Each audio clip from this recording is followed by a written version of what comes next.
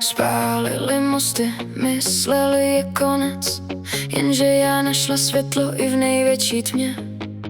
Každá slza byla kapkou do ohně, dneska z popela vstávám silnější než dřív. Už mě neschová stín, vím, kdo jsem a kam jdu. To, co mě mělo zlomit, dalo mi novou sílu.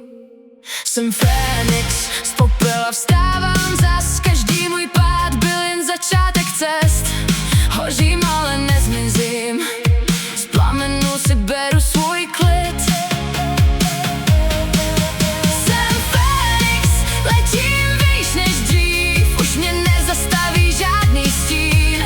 Když svět říká, nemáš šanci, já se jen usměju a letím dál. Nechala jsem za sebou cizí hlasy, už nerozhodnou, kdo mám být.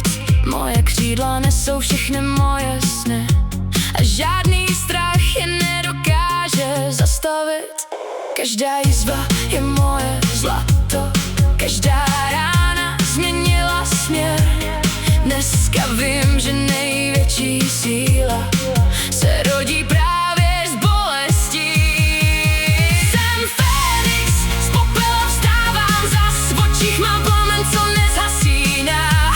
Ať přijde cokoliv, nevzdám se, protože moje síla je ve mně.